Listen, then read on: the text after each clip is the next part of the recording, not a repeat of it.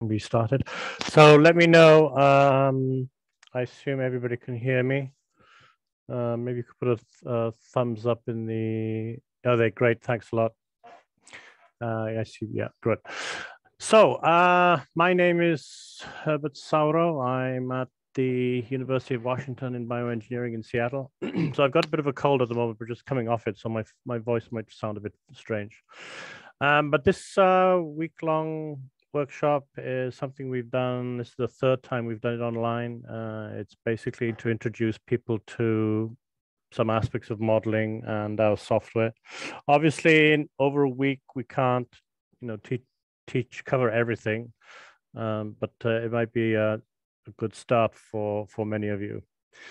So my background is originally a biochemist, then did a degree in computer science and mathematics and a PhD in systems biology, and I've been doing systems biology, ever since. And I've done a lot of work on modeling and standards and theory and various other things. So, so this workshop will last about a week or 4 days of instruction, and then the last day we'll have some invited speakers to give you, other topics that you can listen to. Okay. Any immediate questions from anybody on chat?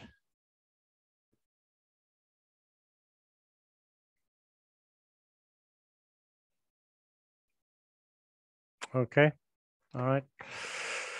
All right. So as you can see, there's a whole bunch of names on this first slide. And these are going to be people who are either going to present or help out. And I think I have a picture here. Oh, here we go. Here are all the people who are going to help. We have Veronica, who's organized the whole thing, along with Janice Shin. They're part of the Reproducibility Center. They have their own research projects, of course, as well, both of them involved in aspects of modeling. Michael Koshin, postdoctoral fellow, also doing modeling in signaling pathways. And then Lily, she's a graduate, also doing some modeling of synthetic pathways in this case, but also she'll be going on to do work on credibility, model credibility. Then Joe Hellerstein, who's a faculty at e-science, computer science. He'll be joining us later in the week, I think. Probably, I think it's Wednesday, probably. And then Lucian Smith, who's was he a senior scientist? I can't remember what his title is, but he's pretty senior anyway. He does a lot of work on standards and programming and helps out with a lot of things. And he can answer a lot of questions if you have any. And then Jin Zhu, who's also a postdoc, she does work on visualization and some modeling as well. Okay, so that's the group. Some of these are presenters, and others will be monitoring the Slack channel and the chat. So we have a Slack channel. You should have had a link to it. If you used Slack before, you'll know what that's all about. But there was a link that was sent that lets you access Slack. So the way the Slack channel has been set up is, maybe I can bring it over and show you. I assume you can see the Slack channel. Looks a bit like this. So it's broken up into the days. So you can put your questions, if you have questions on a particular session, you can put them into the particular channel for the day, or if not, you can just, if it doesn't match anything, you can just put it into general, okay? And if there's something funny you want to tell us, you can put it into random, okay? All right. So, now, the other thing you need to access to is the Google Drive. So the Google Drive, if I put this into the Slack channel here, the Google Drive here, this contains all the material. So if I click on this, it'll bring me up to this link here, which is a shared drive you have access to.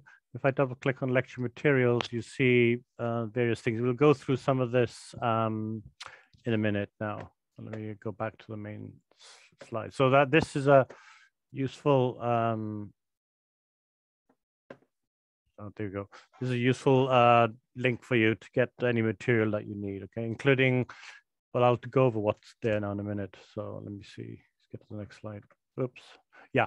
So what's in the Google Drive? Where we have the daily topics, cheat sheets, folder for each day, separate in morning, or separate because we don't have an afternoon. It is an afternoon for some of you. For us, it's not an afternoon. But basically separate sessions 1 and sessions 2, things like scripts, PowerPoints, exercises, and then eventually the video recordings will end up there as well, which you'll have access to afterwards. So if I show you the drive itself, excuse me, you see there are days, day 1, 2, 3, 4, okay? And if I go into day 1, there's the 2 sessions for this morning or this afternoon, wherever, depending on where you live. Session 1 is the first one we're going to do, and you can see there are various slides, PDFs, and some data, and there's some Python scripts as well.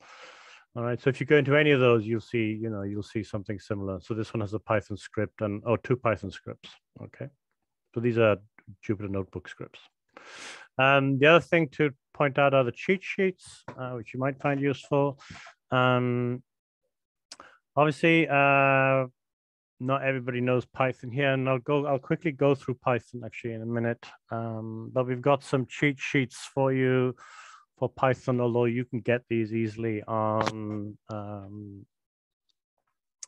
just doing a Google search. Okay, so there's plenty of those online, but there's a few here we picked out which were so good.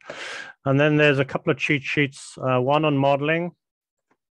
Okay, one cheat sheet on modeling, which you might find useful. And then another cheat sheet on there's some overlap between them, but this is a cheat sheet mainly on the software. Okay. And then if you prefer a sort of a more PowerPoint-like introduction, this is a series of slides on the software we're going to use, but we'll be covering that a lot more this week. Okay. Let's go back to view. Okay, so this is generally the schedule for this week. We start at 8 a.m. Seattle time, and then we end at noon Seattle time. Excuse me. And we'll go on till the Friday. And on Friday, you can see some special invited speakers to give various talks on different topics. That should be interesting.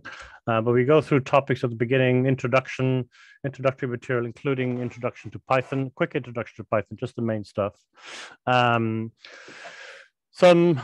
topics on parameter estimation, and then basically on the third day, some best practices to use for modeling, model repositories, source control, things like this. And then the fourth day, we continue that with reproducibility in standard formats. Okay, and then we have a review on that. So as I said, we can't teach you everything on modeling in 4 days, but you get a flavor of what's going on, and hopefully you'll have enough practice with the simulation software that you'll be able to get started on your own. And of course, we're always available afterwards if you have questions that you need to get answered. Okay. Okay, so I've told you about the cheat sheets. The really important resource is to do with the software we're going to use. So we're going to use a piece of software called Tellurium. It's called Tellurium because Tellurium is next to Antimony, which has the initials SB, which of course you could also think of standing for systems biology, but Antimony was already taken, so we then moved across one to get Tellurium. So that's why it's called Tellurium. But this is the Python software we're going to use, and we're going to talk more about this later. But the important thing is this link here. Maybe somebody could put that link in the chat or the Slack channel. This contains all the documentation on using the software, right? So this is in addition to the cheat sheets, okay? And so you have a quick start here, which gets you started on some simple stuff, and then some walkthroughs, usage examples, and then there's a lot more detailed stuff later on that gives you it dives further into the software. Okay, now we think this software is pretty easy to use. You can see here it only takes a minimum of 4 lines to run a simulation. So that's importing the package, defining your model, running a simulation, plotting. Okay, so we've tried to make the things as easy as possible. All right. Okay. Any? Oh, there you go. Thanks. Somebody put on the docs. Great, excellent. All right. So the cheat sheets, they're useful to you, and then the primary documentation on the software, that'll be really useful to you. Okay. Although this week you can just ask us questions, but after this week, definitely the documents will be useful to you. Okay. Excuse me. So these are the topics again. It'll be roughly like this. Okay, so the other thing to say is that those of you who attend most of the week, we can issue you a certificate of attendance, okay, to show that you actually attended it. All right, but you need to attend it for most of the week if you can. So that might be useful for some of you back in your universities or wherever you are. Okay, so that's basically the introduction. Any questions so far? Very good. All right. So let's start then on the workshop itself. So I got here titled Software for Computational Science. Now there are two sort of approaches to this. So if you have a piece of software that you're going to do some computational science on, there are two sort of ways you can go about it. You can either design a graphical user interface, okay, or you can use a scripting language. Now, the advantage of a graphical user interface is, excuse me, it should be easy to get started, right? Although it's not always the case. You should be able to learn how to use the graphical user interface without too much effort. The only trouble with the graphical user interface, as nice as it is, it only lets you do what it lets you do. So there's a limited functionality within the graphical universe, within the graphical user interface, depending on whatever the developer has exposed to you. Okay, so easy to use, but limited functionality. The other way to do it, and that should be two, not a one, scripting languages. Now these are harder to get started, although something like Python is pretty straightforward.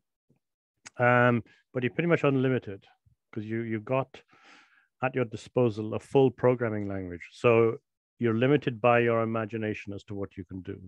So for power users, we generally recommend some kind of scripting language. All right, we happen to use Python, but there are other ones I'll talk about in a minute.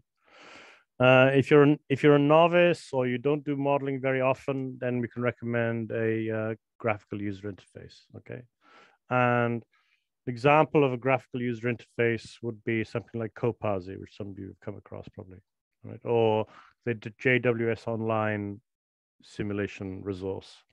Those are graphical user interfaces. And as you start using them, you realize there are things you can and cannot do. But if you're a novice or you don't do this very often, then the graphical user interface can be a really quick way of getting things done.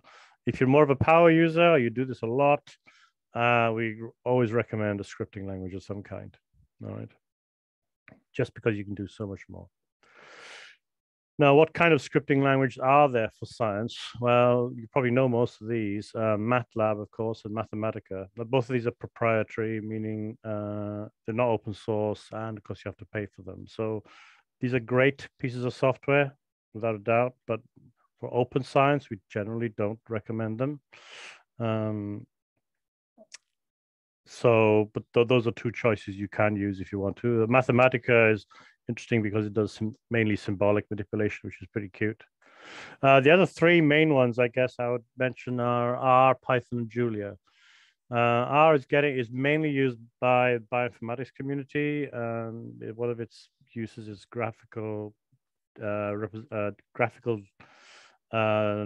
representation of data. But Python has really caught on with a lot of people, especially the machine learning people. It's been around for a long time. It's pretty easy to use, to pick up. So that's what we've tended to use. But there's a new one, of course, on the block called Julia. One of the problems with Python is, of course, it's very, very slow. Now, we get around that by having all the hard work done by a C++, what's called back end.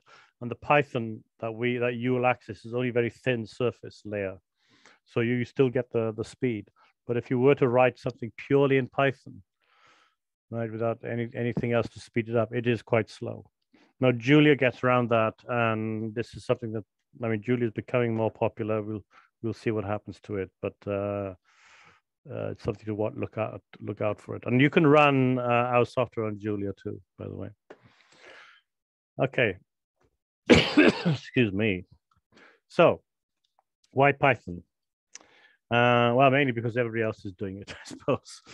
But it is easy to learn and use. All right, you can learn some basic stuff in Python, which will take you a long way. All right, and it's popular so much so that even high school students learn it. It's used a lot in industry because people like Google and so on are big users of Python. And there's a huge amount of material online. Huge, right? And of course, it gets used a lot in computational science, especially in machine learning. As I said, the disadvantage is it can be slow. There's a project at Microsoft at the moment to try and double its speed by next year. So we'll see what happens there. But the normal way to accelerate the performance is to bind Python to some external libraries, which is what we do. And so Python therefore acts as a very convenient glue. And that's what we use it basically. All right, so where can you get Python? Well, Python, surprisingly, you can get from python.org. All right, so there's a site called python.org, and you can get your Python there. Now, the trouble with that is it gives you a very primitive interface to Python. It's the bare minimum, okay? And so for real work, you really want to use something on top of that.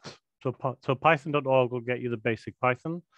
It'll give you some nice looking interfaces, but they're not sufficient really. So you need to also get hold of something that'll make it easier to use Python for you. And there are a whole bunch of those. So there's ones like I call them fancy interfaces. Something called Spider, you might want to look at PyCharm, Visual Studio Code, and then the fanciest of all are the Jupyter notebooks. And there are other ones as well, but I guess these are the four main ones I can think of. Oh, there's PyScripter as well for Windows, which is quite nice. And it's basically your personal choice which one you use. It doesn't matter which one you use here. They're all running Python, and that's all that matters. All they offer is different ways of accessing the Python. All right. So Spider, for example, looks like a sort of MATLAB interface. PyCharm looks more like a software IDE. Visual Studio Code is this new thing from Microsoft that's really become really popular, has lots of plugins. It's sort of somewhat similar to PyCharm. And then Jupyter Notebook, which we'll be using a lot this week, takes a completely different approach, which we'll see shortly. All right. So, oh yeah, a little bit about notebooks then. Yeah. So all these are open source. PyCharm isn't open source though. I think Visual Studio Code is. Spider definitely is. Jupyter Notebook definitely is.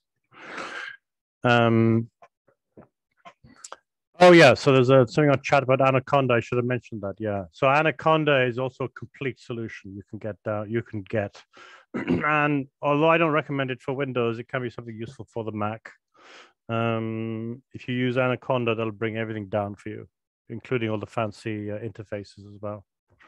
All right, but I had some bad experiences on Windows using Anaconda, so I don't use it. In fact, for Windows, we have our own installation system that creates a completely separate Python and doesn't interfere with any existing Python you have. Okay, what about notebooks? So you'll be using a lot of notebooks this week. It's open source. It's basically a way of it's sort of a live document, right? So it actually doesn't look like just a block of text, but it sort of looks I don't know how to say what it looks like, but I guess it looks like a notebook where you have you've written different sections. You can add, not only can you add code, but you can also add notes and diagrams and all sorts of things. So it's sort of a live notebook, because the code can actually be executed, and the code can actually be used to generate the notebook. So it's an interesting idea. Now they can be run from the web or the desktop. Okay, We'll be running it from the web using something called Colab. This is something Google provides. So Google has hosted a Jupyter notebook called Colaboratory or Colab. All right. Now the reason we're doing this is we don't have to, spend time with you installing stuff on your desktop machine. I mean, 95% of the time it goes okay, but there's always, some machine that's slightly weird where there may be some issues, and we didn't want to spend time sorting all that out. But if you do install on the desktop, we have people here who can assist you if you have any issues. But installing on the desktop shouldn't be a problem, all right? But to avoid any potential problem, we decided to go and use Colab because that's easy and you don't have to install anything, and it works from your browser on any machine. Okay, including probably your phone if you're using your phone. Okay, so what about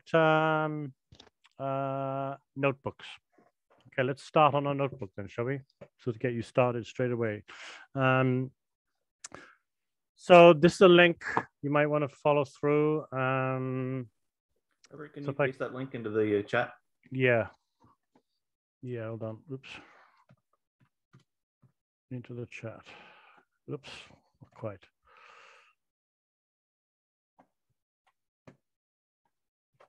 There it goes.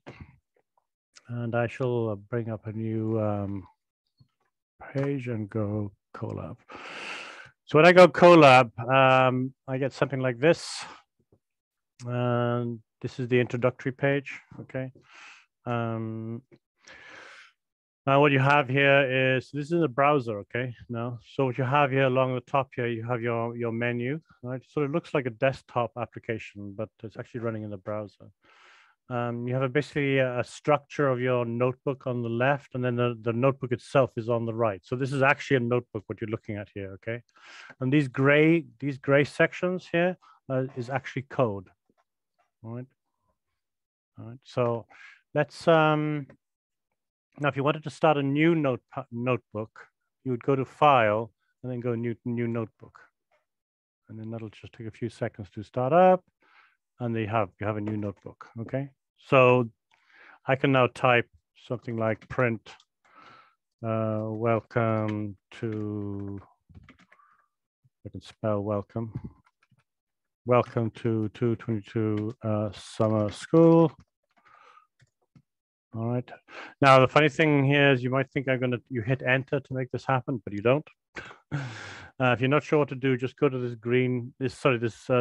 black arrow here and click it, and that'll execute what's called a cell. This is a cell I've just made. It takes a little while to start up initially, but there you go. It's printed my message. Okay. Control what I'm going to do also will work to make it run. Yeah, that's right. What was it called? Shift enter, right? Control, I think. Control. Oh yeah, Control Enter. Yeah. So if you don't want to, if you don't want to leave the keyboard, right, and go and have to pick up your mouse, and you like to use the keyboard a lot, there's also the is it Shift Enter or Control Enter? I think it's Shift Enter. Okay. Yeah. What does Control Enter do? It does the same thing. There you go. They're both right. Yay. So it looks like you can do either then. All right. Okay. So what I'm going to do now then is I'm going to try and find my my introduction to Python. Let me see, where did I put it? Yeah, it is. So there's a file here in the Google Drive called Intro Python. Okay. Now I'm going to go back a moment to my slides to show you something first before I start that. Okay. So anyway, so that's the screenshot of Colab. You may not exactly see this exactly like this, but something very similar. All right, so okay, and so this is what I just did. Okay, so I selected the file menu, picked new notebook, and then I got this thing on the left hand side. Okay, and I typed. Now this is from class 2021. I typed print something something something, and then I clicked the white arrow on the black button on the left, and it printed out hello class. Okay, and as we just said, you can also go shift enter as well, do the same thing. Okay, so it's a bit odd to begin with on how to use this. You have to keep remembering that it's shift enter every time you want to execute something. But By the way, you can have as many, lines of code in a cell as you like. I just put one line there. That's what it looks like. So I'm not a big Jupyter Notebook user. I think it's good for this kind of work where you're demonstrating stuff, but to be honest, for actual real work, I don't recommend it so much because it just all this stuff just gets in the way. But that's a personal preference. All right. But it's great for, of course, distributing your code to other people, of course. All right. So one last thing before we get started: Python versions. Python comes in different versions, and almost every year they come out with a new version. So you should be aware that it actually doesn't matter what version you have, so long as it's 3.7 or above. So the latest one is 3.10. All right. Colab actually uses 3.7. I happen to use 3.8. There's no real reason why I use 3.8 because it doesn't really matter. Others use 3.9. We don't use all the new additions that come into these new versions, so it doesn't really matter. We just use basic Python. Anyway, just to be aware, if you're confused about versions, it doesn't matter what version you use, so long as it's 3.7 or above. Okay. There's a two-point series. Don't use any of those. Okay. The latest series was 2.7. They've been discontinued. Don't use that at all. Always use a 3-point something, and preferably 3.7 and above. Okay. I will say there's a couple sort of auxiliary things that we have from Tellurium, like phrased.ml, that don't have a 3.10 version yet. Oh, right. But so 3.9 will definitely get everything. 3.8 will get everything. 3.7 gets everything. Okay. There you go. So 3.10 is pretty new. So and we tend to wait a little bit before we do the new one, just in case there's some problems. So yeah. But 3.8, 3.9, 3.7 are good. All right, I guess I've shown you this before, but the basic structure of the Google Drive, there's the lecture materials, and then under that there's day 1, day 2, day 3, day 4, and then within the days there's session 1 and session 2. Okay, it's pretty simple. That's how you can navigate through the Google Drive. All right. Okay, so first we're going to learn some basic Python, right? So some of you know Python, all right? So you can perhaps you might fall asleep at this point. Some of you don't know Python. Some of you may just want a quick review. That's what we're going to do next. All right. So there's a file, intro Python, then this funny extension. This extension, when you see an extension like that, you know it's a Jupyter Notebook file. Okay. So you can load this into Jupyter Notebook. All right. Now the question is, how are you going to get this into Jupyter Notebook? That's the question. And there's two ways to get this file into Colab. And the first way, which is the easiest, but doesn't always work for everybody, is you basically right-click over the file, and then let me show you actually what I get. So here we are. I'm in the Google Drive, day 1, session 1. There's the intro. If I right-click on this, right with my mouse button, right-click, I get an open with, and when I go open with, I see Google Colaboratory. I can click that, it'll load it into Colab. Now, not all of you have that, probably, but it's not difficult to make it happen. But that's the easiest way to launch makes it very convenient actually to store all your Python notebooks on a Google Drive and then to launch them directly from Google Drive, of course. Okay, so that's what I just showed you. Now, if you don't see the Colab option, there's a thing called Connect More Apps. Right? And there, it not always, but it should give you a Colab option. And then you can connect yourself to the Colab. All right. So either you have this Colab laboratory already there, or you don't. If you don't, you can go plus Connect More Apps, and you might see the Colab option there. Okay. Now I'll come back to what happens if you don't in a second. Now, once you connect there, then this Google Colaboratory will appear. Then you'll be able to use that technique. Now, if you can't do that, either of those, The way to do it actually is just to then download the file. So you right click over the file and then just download it, okay? Right, so download it to your desktop, laptop, or whatever you've got, all right? Then once you downloaded it, you can then upload it to Colab, okay? So in Colab, under File, you'll see Open Notebook. Excuse me, Open Notebook. And when you do that, you get this strange orange window, right? What you need to focus on is the upload button here. And when you type that, when you click that, it'll let you browse your computer and you can look for the intro Python and then you can load it up, okay? So those are different ways you can do it, all right? And there it is. If you're successful, you'll see something like this. So let me go back to my one. And so there it is. In my case, I can do it directly, right? Otherwise, you download it from here, okay? And then upload it. Otherwise, I can click that, and then by magic, it appears, okay? So let's wait, shall we? I don't know if anybody wants to make sure they can do this. Is quite an important part to get your Colab thing working. So let me give people a couple of minutes to make sure they can do this, okay?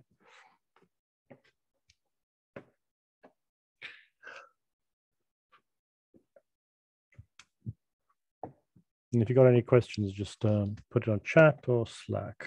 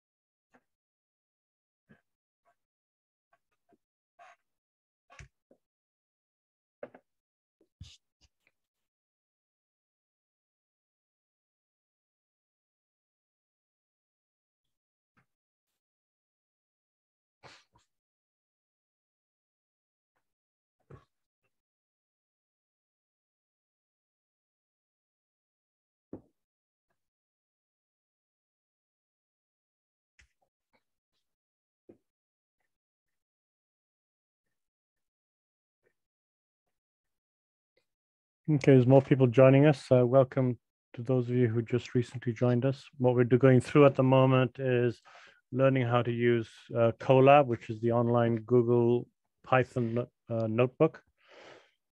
Taking too much time to upload. Is it just sitting there doing nothing, is it? It does take a few seconds for Google to spin up an instance, a Python instance.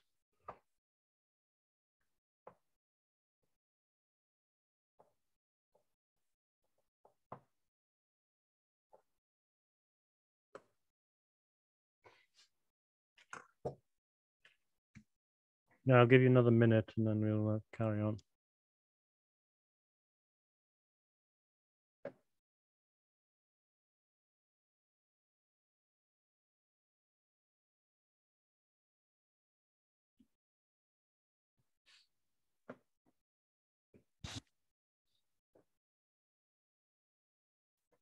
So remember, it's either right click just to get hold of Colaboratory. If that's not there, you can try to connect more apps. If that's not there, you can do the thing that never fails, which is download it and then upload it separately. And to upload, you have to go to Colab, go to File, Open Notebook. I'll give you this funny orange thing. And then on the right-hand side, you see the upload button. Click that. Yes, it does. Yes, it does. We have.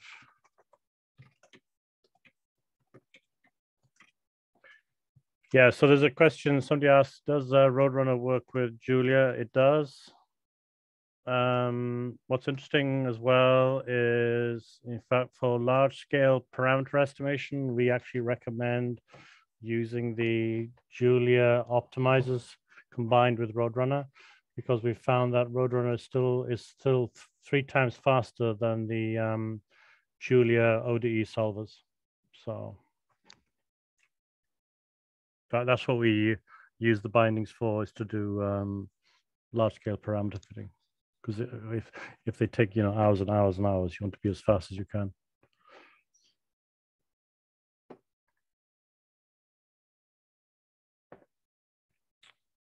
Okay, all right. So let's have a look at this notebook then. So if you've not managed to load it, you can ask some of the teaching assistants for any help. But I'm going to get started. So this is basically a very basic introduction to Python. I know probably some of you know Python backwards, but this is for those of you who are not perhaps familiar with it or need a refresher. So the first thing is just to remind you about Jupyter Notebooks. Jupyter Notebooks are made up of cells. So these gray things are cells, okay? There's a few of them here. And inside cells, you'll have code, all right? And so in this cell here, I've got a print instruction. So it prints a message, all right? And I've only got one line there, but I can have as many lines as I want, of course. And as we've just mentioned, to actually run this code in this cell, you can either hit the, run it anyway. I can either hit the arrow there, or I can do Shift Enter, all right? All right. The next thing is, so that's how you print stuff, print things out. It's just print, okay? If you want comments always start with a hash like that, okay? So here you go, hash, this is a comment. That means it's not executed. And then I can put some executed code afterwards. I can do print, Shift Enter there, and I get, the output there. All right. And here, in fact, it says cells are executed using Shift Enter or the black arrow button on the left. You've also got things up here, I think, like in the menu runtime, you can run all of them, run a selected cell and so on, right? So there's actually a lot of flexibility in that, but a lot of the time you'll just be either hitting this arrow or hitting Shift Enter. And where can you get help about about Python or basically anything? Because I always tell my students, Google is your friend. Masses and masses of stuff on Google. Now, those of you who know Stack Overflow, there's masses of stuff on Stack Overflow. So Stack Overflow is an question answer site, all right? And there must be, I don't know how many questions there are on there now. I would be surprised if there's over 1 million. On various topics, but it's a huge site. I use it a lot. So now that you know where to get help, okay, what's the next thing? So you know how to print stuff, you know what a comment is. What about the basic data, the kinds of data you can represent with Python? Well, you can do all the main things like integers, floating point numbers. You got special things like lists, which we'll be using a lot of. So here's an example. So I can assign a value, an integer value, to a variable called I. I can assign a floating point value, 2.3 to X, another value to Y, and then I can do this, simple addition. All right, so it's pretty straightforward. The lists actually are very similar. I can define, these are lists, excuse me, notice the square brackets, and I can add the lists, and it basically just concatenates them together. So if I Shift Enter these, so here we go, print Z 7.8, print I 5, print B was was both lists combined together. I get 1, 2, 3, 2, 3, and this is an interesting thing. If you want to quickly create a list of a given size filled with zeros, you can just take a single list element like 0, then multiply by the number of elements you want. So it's a quick way of creating a list. You have all the common, arithmetic operators like plus, minus, divide, and so on. The one that you might not be familiar with is the power.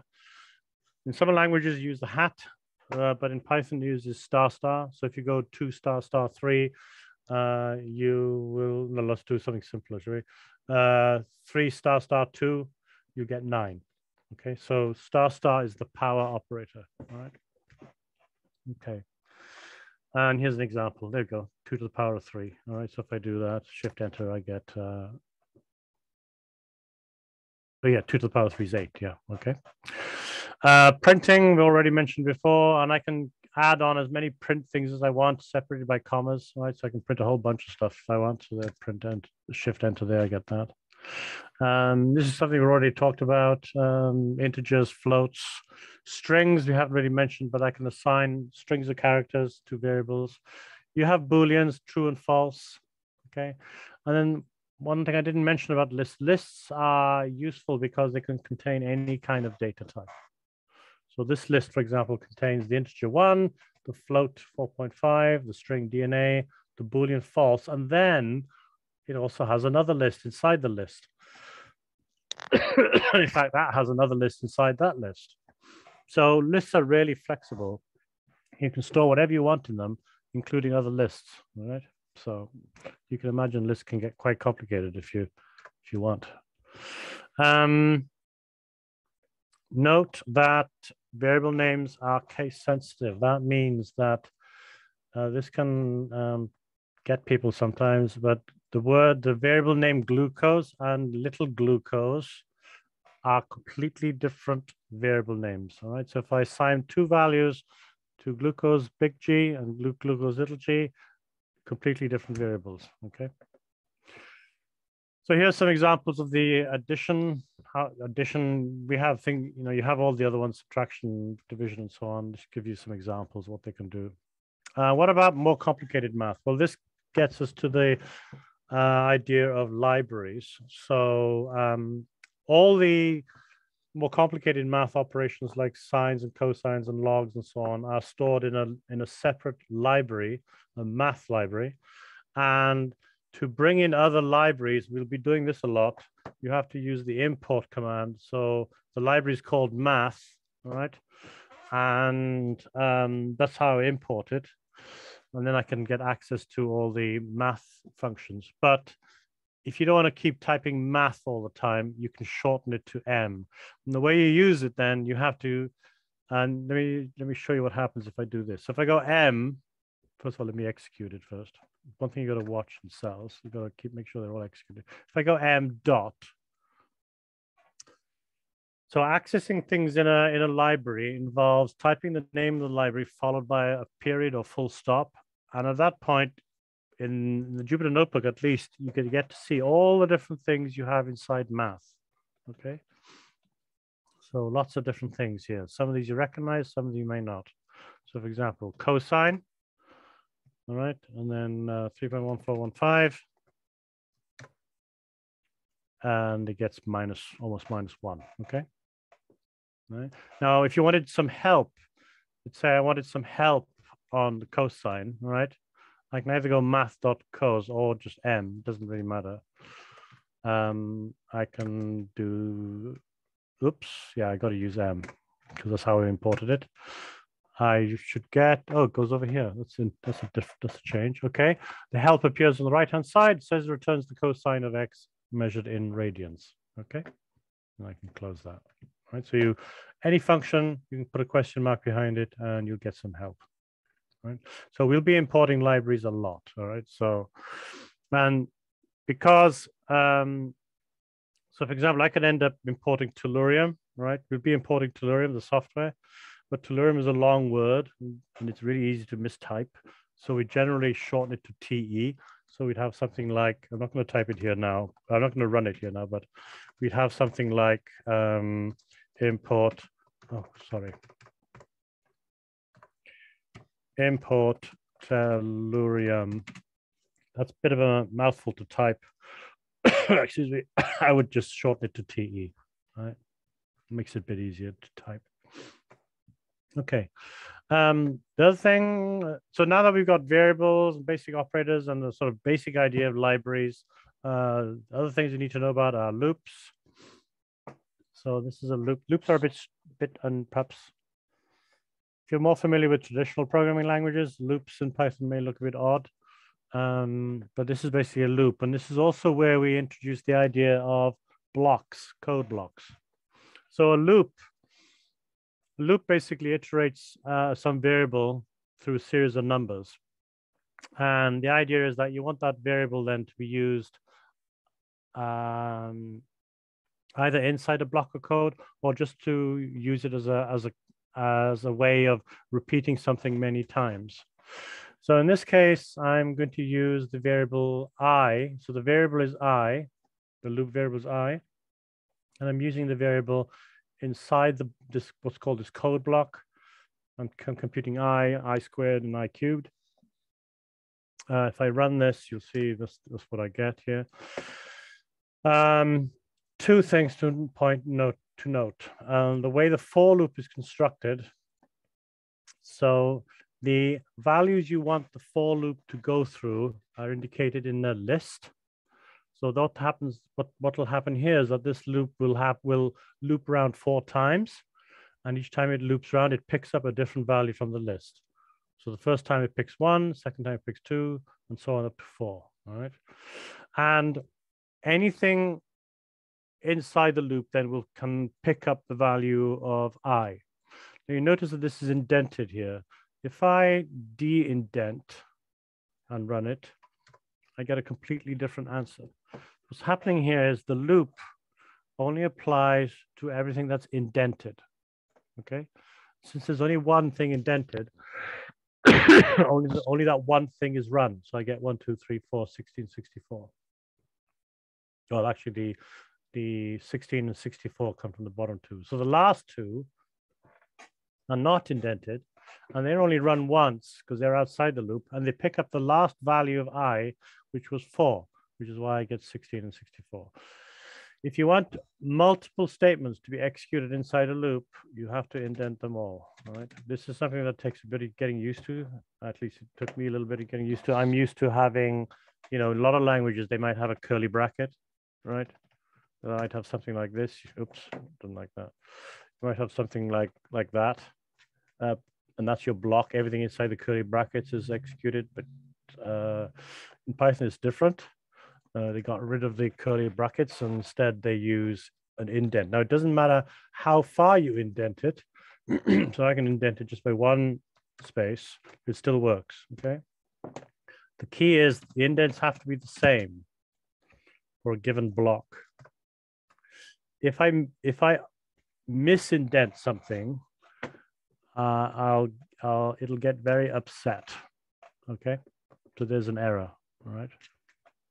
So whenever you indent, make sure the indents are the same level for a given block. All right. The other thing to note is the colon at the end.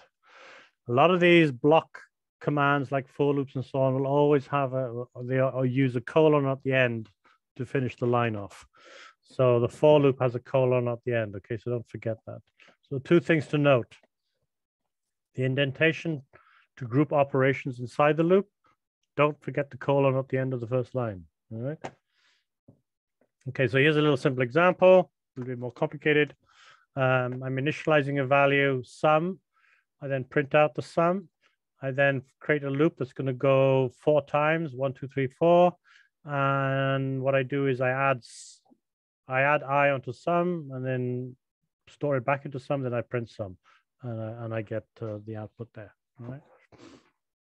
Now, what often happens is people don't use a list directly like this, but they'll create the list as they need it. And in fact, there's a thing called range, which actually creates a list for you.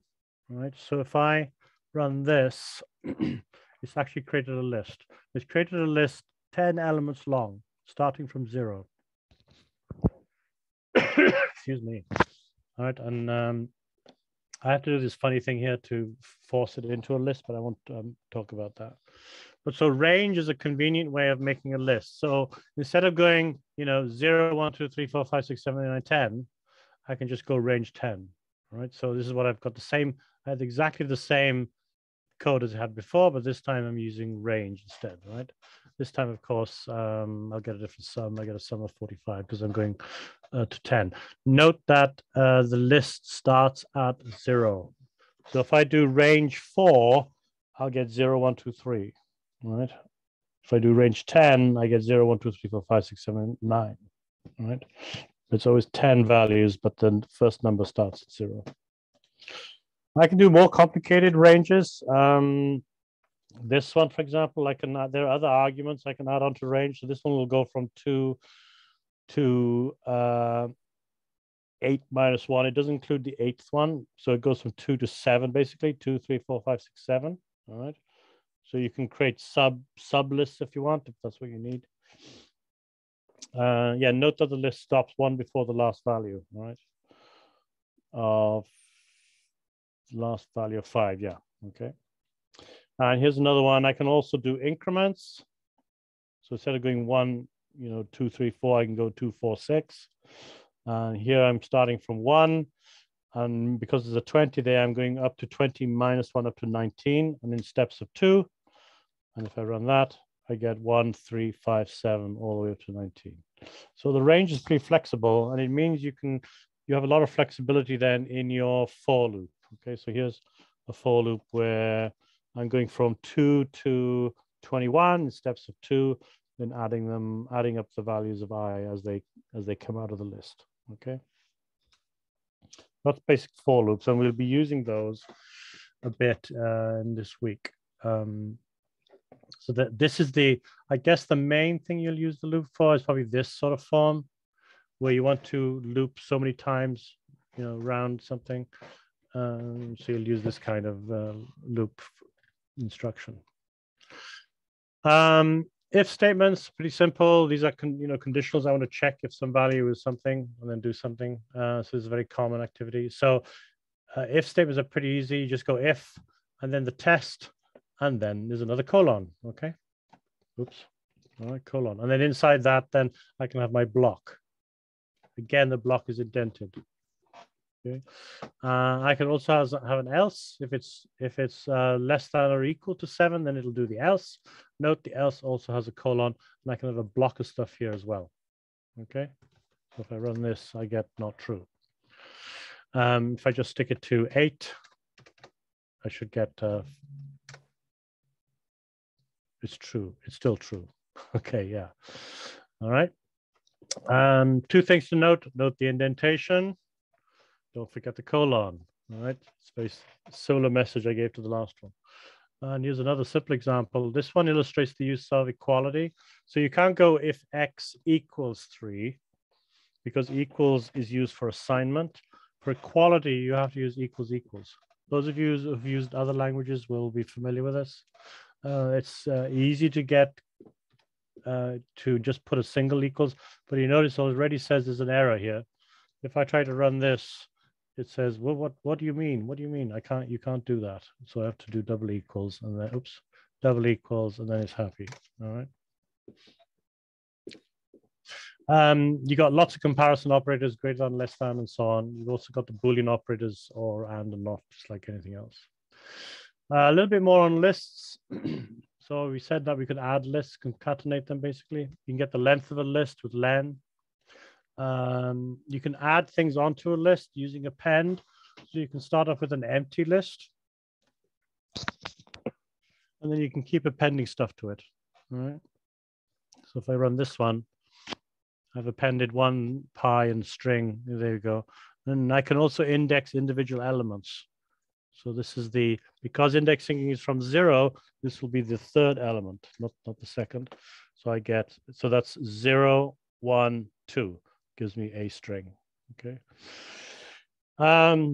There's a more complicated thing which I'm not going to talk about now, but we'll mention it when we need it, and that is what's called slicing. This is a way of extracting sections from a list. We may sometimes do this. I'm not going to say too much here, but this basically summarizes all the slicing syntax.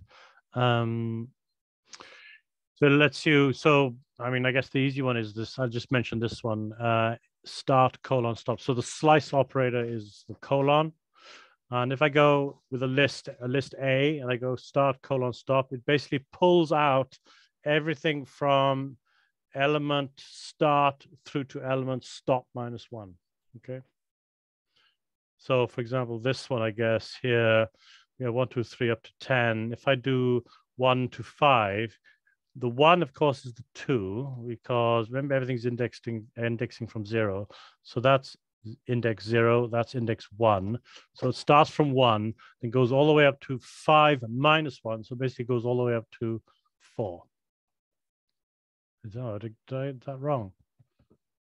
Let me see. Oh yeah, of course, yeah. Always remember the indexing is from 0. So 5 is actually number 6. Okay. So it actually pulls 2 to 5 out, and then you got 2 to 5. All right.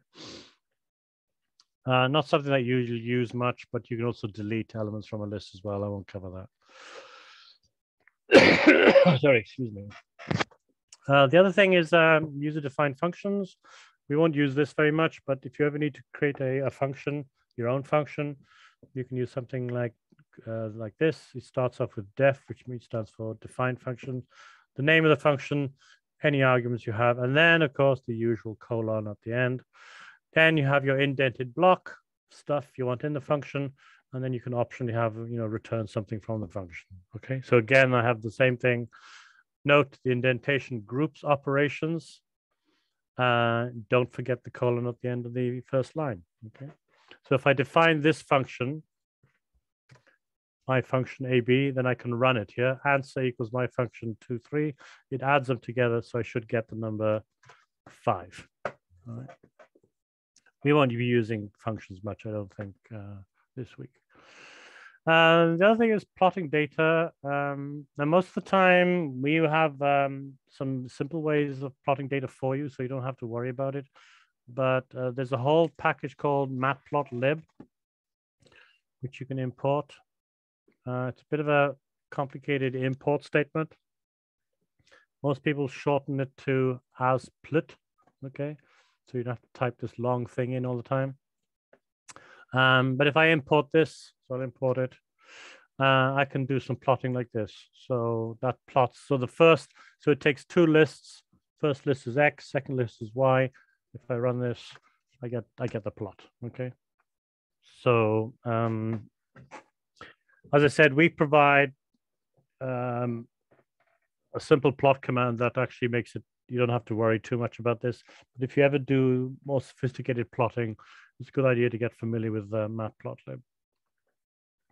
Now, the other big package that you should be aware of, so you should become familiar with Matplotlib, okay? It's used so heavily for plotting in Python, right? The other big one you really need to get familiar with is Numpy. So you notice I've been, talking about lists all the time. And those of you who've done other programming may be wondering, hold on a minute, what about arrays of numbers? So lists are not really arrays of numbers because they can contain any kind of data, including Booleans, other lists, strings, and so on. So they're not your usual arrays, like a matrix, for example. If you had a matrix of numbers, it's not that kind of thing. And so instead, what Python has is a special library called Numpy, and that's basically where you get all your arrays from, right? So if you just want something that has a block of numbers, like a matrix, right, you want to use Numpy, right? And Numpy has a whole bunch of stuff. It's a very extensive library, lots of things in it. But here's one. I can create 10 random numbers in an array. So if I go, oops. So here's an interesting thing. Note here it says NP not defined. That's because I have forgot to import it. So now I import it. Now I can do that. And I get Y. Now if I go, let's print out Y, shall we? Print, oops, not there though. Print Y. All right, and then run this. I get 1, 2, 3, 4, 5, 6, 7, 8, 9, 10. 10 numbers. These are uniformly generated random numbers between 0 and 1. Okay, so it's a quick way of generating random data. Here's another one. This one, let me see, what is, I can't remember what A range does. Let me see, NP, oops. It's funny, I've forgotten what A range does. Range, return evenly spaced values within a given interval. Okay, so, oh yeah. So range, what we had before, range produces a list of integers. A range can be used to produce floats, okay? So floating point numbers. So, and Numpy has its own range effectively, but it's used to generate floating point numbers in an array, not just integers. All right. So here I produce a whole bunch of numbers. And here's an example where I can use sort of plot random data. So I've got, first of all, I produce an x-axis with numbers from 0 to 99. Then I produce 100 random numbers, and I plot them x, y, and I get. So if I plot it, if I run it again, I'll get a slightly different graph. Or I should do anyway. There you go. Each time I run it, I get a different graph. Okay, because these are random numbers. Right. If you don't like the color, you can change the color by putting in single quotes a single letter that represents the color. So in this case, I'm asking for red, but I could ask for green, and I get green. Okay, so that's an easy way of doing it. The other thing, I need to see all the markers, maybe. So let's change that. Here, notice I use the full word red. You can either use just little r or full word red. Here, let's do full word green. And now I get green. And the marker is a little circle. If I go X, I'll get a different, I get X as the marker instead, okay? And there are all sorts of options you have. If you don't like the color of the symbol, you can change that there, change that to blue. But the outer edge is still red, you notice, so I can change the edge color to blue as well. Then I get a blue one, right? Okay. By the way, if I right click on a plot, I can save the image. Well, I'll copy the image, copy, and then I can go to something like paint. And I can paste it in and I get the image there, okay? So it's easy to cut and paste these images, put them in other places. You can change the size of them. There's lots of things. Matplotlib is an extensive library, as I said before. And then this one, I was a little bit more elaborate. I added a title, I added a Y label, and I added a main title, right? And then I got all this, okay? And in this last one here, I added a legend as well, all right? So, here's a list of some of the colors, all right? But there's a list of markers there as well, all right? Now, you notice that sometimes I have this thing called show. Strictly speaking, at the end of a plot, you should run plot show. What this does is it sort of releases the plot and sends it out to display. Okay. So that's basically what that does. All right. So you should really run plot.show at the end. Especially in other environments, not so much perhaps in the Jupyter notebooks. In other environments, if you don't do plot show and then you do another plot, it basically overlays the second plot onto the new plot. Now, maybe that's something you want. So that's okay. Maybe it's not, in which case you need to have a plot show to separate them out. Okay, what time is it? We're almost on the hour. We're gonna have a little 5-minute break in a minute. I'll just finish off with arrays. We've already basically done NumPy arrays, but if you want to create an array, I showed you could create an array using random, but you can also create an array by passing a list to a NumPy. This is a one-dimensional one. This is a two-dimensional one. So this is basically a matrix.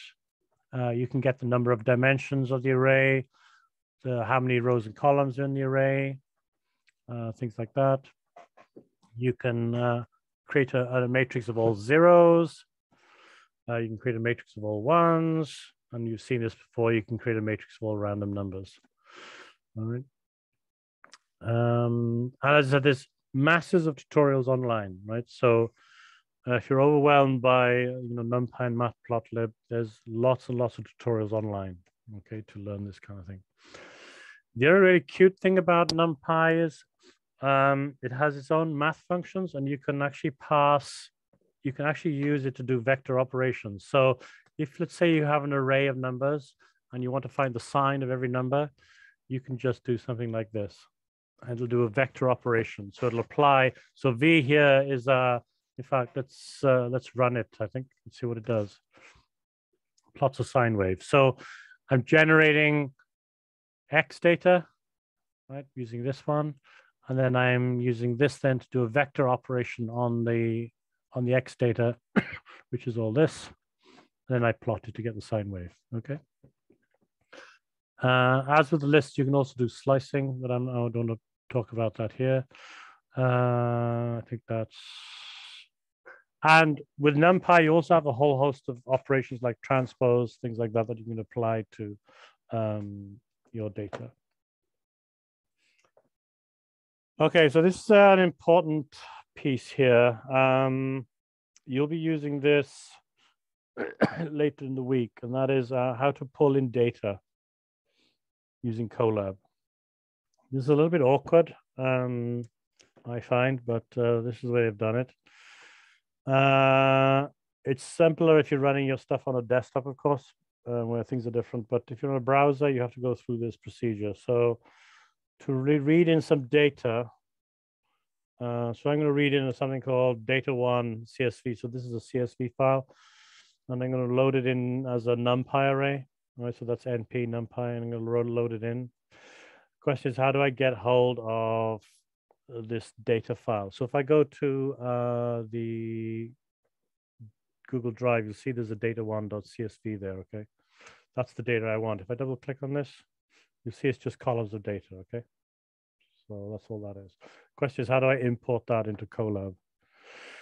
The way I'm doing it here is this. So Google provide a special library called google.colab, and I have to run this thing. So I have to import files from google.colab.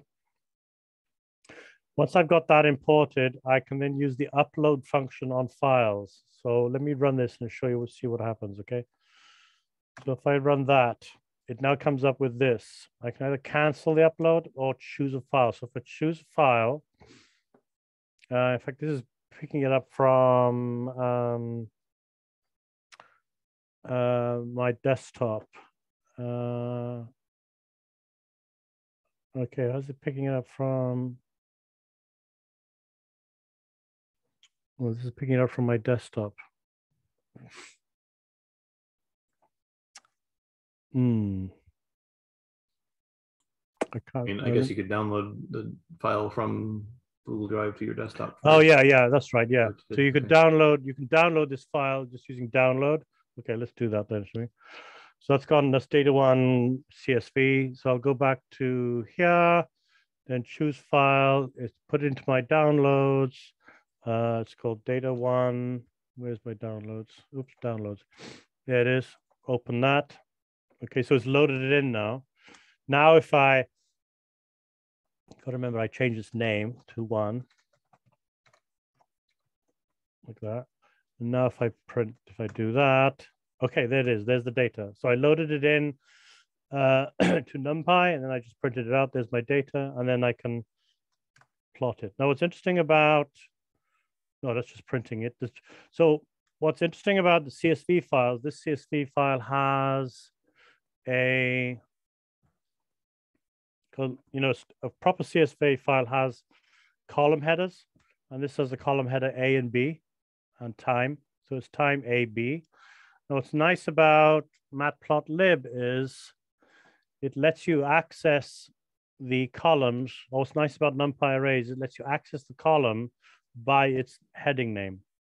All right, so what I've done here is I've printed out 2 separate columns, the column marked time and the column marked A. And that's what I got here.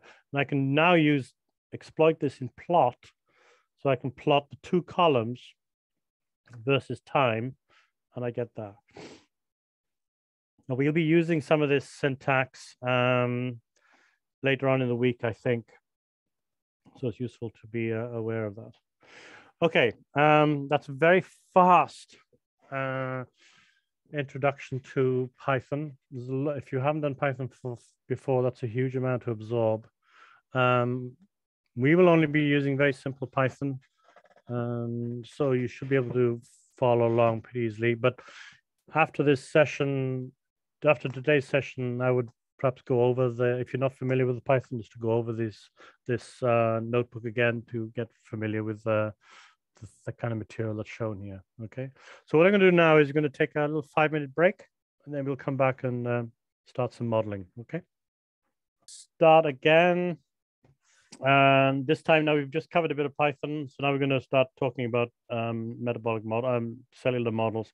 This is going to be mainly theory, but then after 10 o'clock, we'll Janice Shin will be taking over, and it'll be more practical based, using Tellurium and Python. Okay, but we need to get through some little bit of theory first. Okay, so some of you may already know this already, but I'm going to go through it from the beginning. So first of all, scientific models. What is a model? It's a pretty simple thing, really, but sometimes maybe you're not entirely clear what it is. But it's a model is something that helps us explain more clearly the observations we make around us. So you can collect data, but all it is data. Now, if you want to try to understand what the data is telling you, or what it might mean, you need some kind of model to attach to it. Okay. So data on its own is not that useful. You need to have some kind of model attached to it.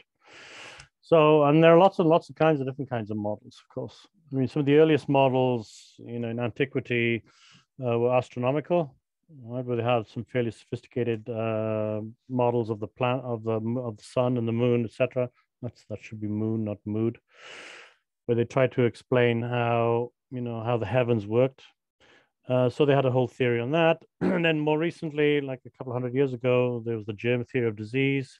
So by the way, the first model from the Greeks and the Babylonians, that was quantitative, right? They could predict, the phases of the moon and so on. The germ theory is an example of a non-quantitative model, which is just a theory of how, what was disease and how disease spread. Right? It was not quantitative. So theories can either be quantitative, involving numbers, or qualitative, not involving numbers. Right? Both are theories. So, in fact, this slide just reinforces that. So models can be verbal or text. So you can tell somebody, let me see. You could describe a theory to somebody using your voice. Or you could write it down as text and give it to them. Or what happens really often in cell biology, at least, a lot of theories are depicted as pictures, which we'll soon see in a minute. And also you can describe theories as mathematical equations, or you can also describe theories as computer algorithms. So models, I keep saying theory, I mean models. So models can be described in all four ways. All right, so why are models useful? Well, because they help us organize our data and thoughts. If it's just data, it's just data, and there's no organization necessary to the data. So a model can help you organize your data. It's much easier to transmit your ideas to a colleague if you have a model. If the model is quantitative, you can actually start predicting the future, of course, which is great. And if you're an engineer, of course, a model is indispensable for designing bridges, buildings, etc. Right? So models have all sorts of uses, but models can come in all sorts of forms as well. And here is a model as a picture, right? So this is the water cycle, right? This is a model and shows you how the various elements on the Earth cycle through the Earth system. Ones you may be more familiar with are these kinds of models. And if you go to any textbook, biochemistry textbook or cell biology textbook, they are full of pictures like this. And these are all models, okay? So this is a model of enzyme action. So here we have an enzyme, in this case, sucrase. They have a little picture showing a little active site, and it binds a substrate, which is a couple of hexagons joined together, or a pentagon and a hexagon.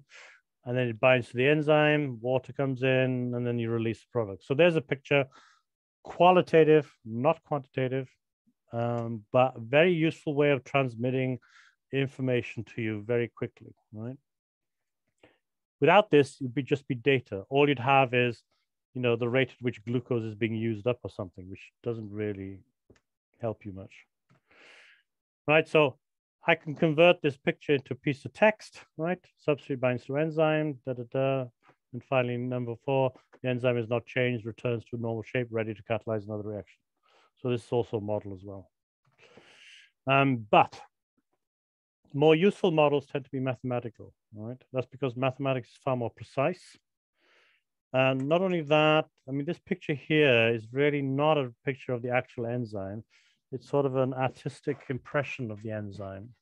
So it's not precise at all. I mean, elements of this are precise, but a lot of elements of this are not precise at all.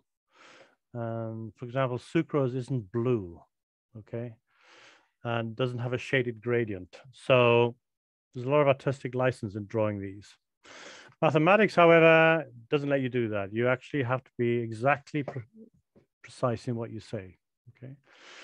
And so it's very good at describing something in a very precise manner. The other thing is it's an excellent reasoning device. Now, I can reason with pictures, okay?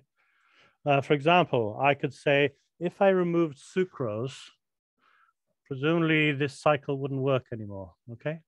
So I can do reasoning with pictures too, but they're fairly crude things, crude kind of reasoning, right? But you can do reasoning with pictures.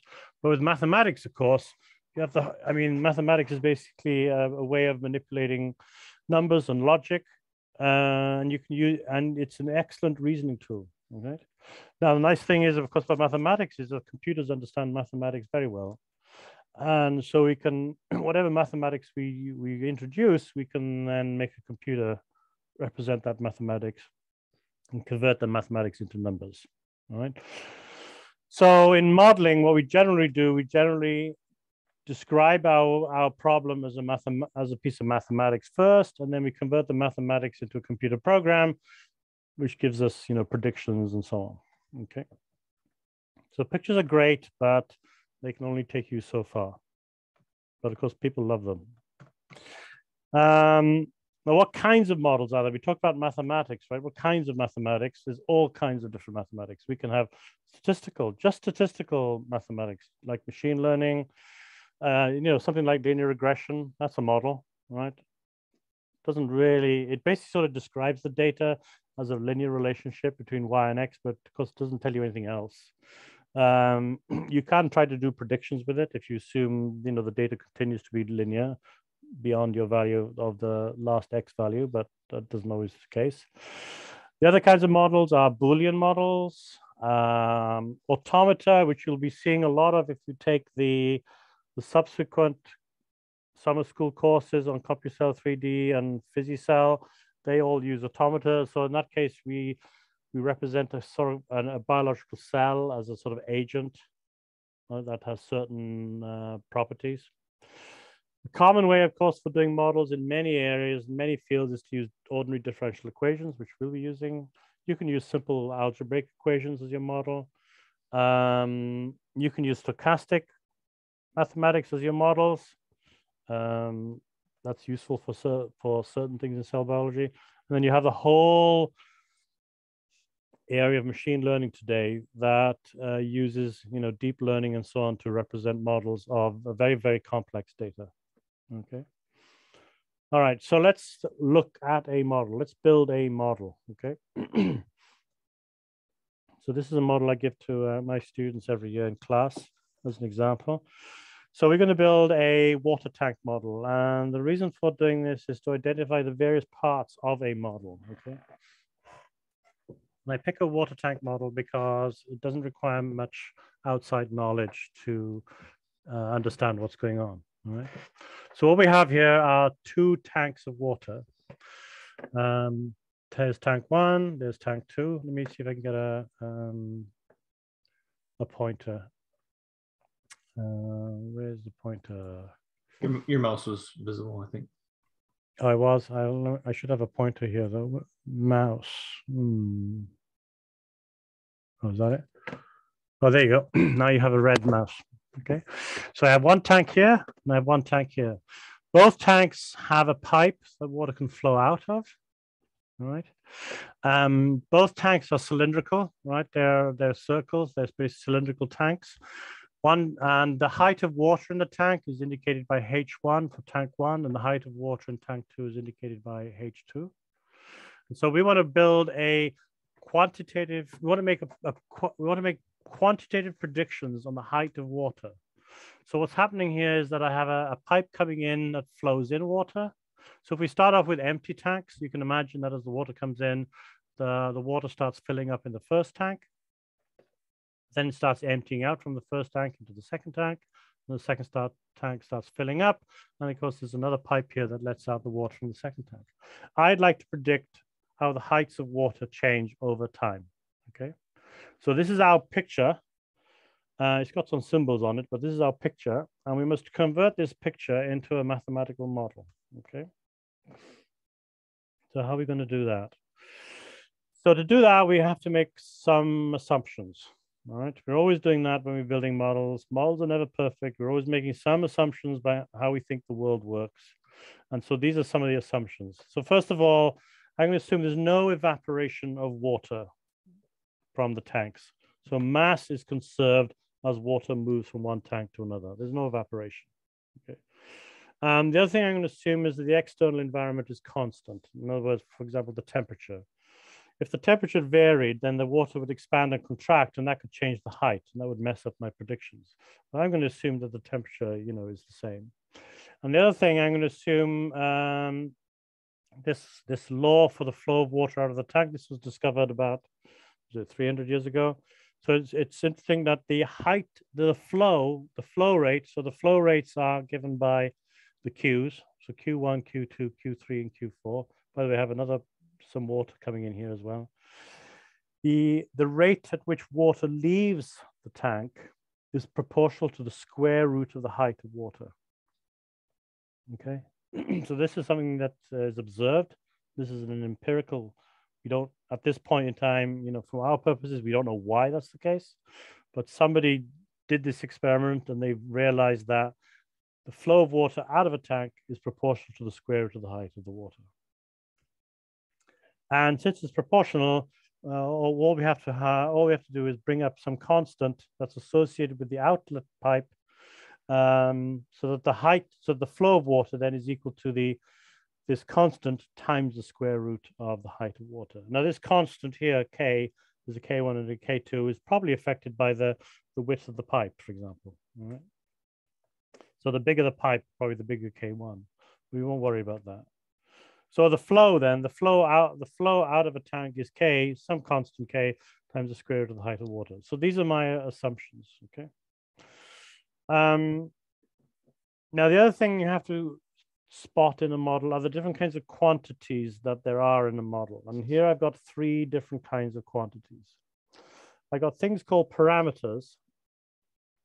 These are fixed things. And an example of that is K, which is the constant, which is the constant K here, that determines how fast the flow of water comes out.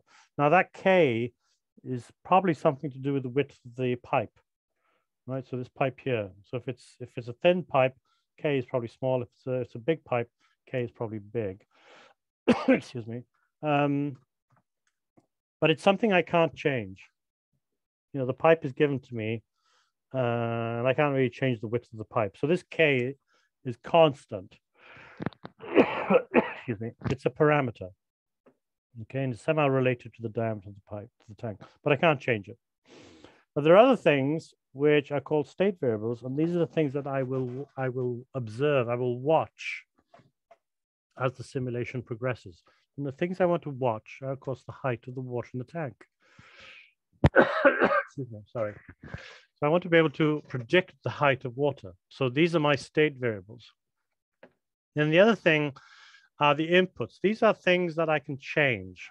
So what can I change? If you go back to the tank model, what is it can I change? Well, I could probably have a tap or a faucet on this pipe here, and I could change how fast water is coming in. There's another inlet pipe here. I could probably change how fast water is coming in there. So this system looks like it has at least 2 inputs. It has 2 inputs, Q1, Q4. It has 2 constants, K1 and K2, and it has 2 state variables, H1 and H2. All right. Now, this is very general. Any model you can split into these kinds of quantities, okay? So I've got my assumptions, I've got my quantities. I now could start building up some mathematical equations. Now I'm going to pick differential equations. Oh, sorry, excuse me. I'm going to pick differential equations to describe how fast the volume is changing in the tank. And I pick volume because it's easy to compute the change in the volume, because the volume is just the difference between the flow rates. So the change in volume for example, in tank 1, so if I go back to the tank, the change in volume of this tank is just the amount of water coming in, which will be in something like volume per unit time, minus the volume, minus the rate at which it's leaving. So I can easily write down the rate of change of the volume of tank 1 as Q1 minus Q2. Okay. I can also write down the change in the volume of tank 2. That's the rate at which is coming in from tank 1, plus the rate at which the second faucet is, or tap, is bringing in water, minus the rate at which the water is leaving the tank. So these are basically my equations. And I've here invoked the one assumption, which is the conservation of mass. All right. Now, I'm not actually interested in the volume, though. I'm actually interested in the height. But because I said that the tank was cylindrical, I know that the volume is the cross-sectional area times the height. Okay. This actually introduces another parameter in the system, which is the area of the tank, which is something I also can't really change. I can differentiate this equation, V equals AH with respect to time. So I get dV by dt equals A times dH by dt. I can now rearrange this to get dH by dt on its own, and then substitute in, well, I'll just take the dV by dt and swap in A dH by dt in each case, and then I can divide both sides by A. I can assume that both tanks have the same cross-sectional area. So, for example, if this is true, and this is the rate of change of volume, then it must be the case that the rate of change of height is the difference in the flows divided by the area. I can do the same for V2. All right. Now this time I'm going to swap in. I can do the same thing for V2, for H1, sorry, or V2. Now, what I'm going to do next is I have to deal with these Qs. So Q1, I know that's my input. I'm setting that. Q2, however, is the rate at which water is leaving the tank. And I know that from that law I had before. So I can swap in K1 times the square root of H1. I can do the same for H2. And that's the model. That's it. Now, in theory, if I could solve this analytically, maybe I could do it with Mathematica, although I suspect it might be rather difficult because of the square roots. But it's far easier to solve them numerically. All right. And because Python has a bunch of ODE solvers, okay, and I can read out the documentation on that. In fact, what it tells me to do is I have to write a functional called model. In that model, I have the two differential equations. I have to return the rates of change. We won't be doing this, okay? So don't worry about this. But I'm just saying this is what you might do. So this is my model. I got my constants set up there. I have my inputs, okay? And then I would run it through the Python solver, which is ODE int. I get hold of the output data, and then I do some plotting, and I end up with that. So this now, this shows me the height of water, H1 and H2 as a function of time. All right, and I simulated the model. Okay. So that's all very well. That's for a water tank. The key message here is I've made some assumptions. I've defined my parameters, state variables, and inputs, and I've constructed my equations, and then I put them into a piece of software, and I got the results out. Okay. So what about now moving on to models of cells? Well, cells are full of chemical reactions. So we need to know how to model chemical reactions, all right? So here I have a very generalized chemical reaction. I have multiple reactants and multiple products. These little numbers in front are the stoichiometries. And in general, if I don't know anything else, I can write out the reaction rate for this reaction in this form. Now, this form uses what's called mass action kinetics. And let me give you this is the most general form. Let me give you a much simpler one. Let's say I have a reaction A goes to B. And the rate law for this is V, or the rate of the reaction rate V, how fast A is getting converted to B, is proportional to the concentration of A, so that V is K1 times A. If it were reversible and A would be B got transformed back to A, I would just provide a back rate. So this is we'll be talking about this a lot more as the weeks go by. Sorry, as the days go by. So don't worry if you don't get it to begin with. But if you've done any basic chemistry, this should be very familiar to you, okay?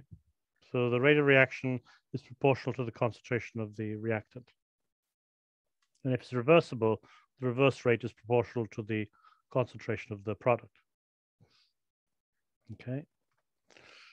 Now, what happens if I have, so this is just for a single reaction. What happens if I have a little system where I have a reaction that makes a substance S and another reaction that consumes S?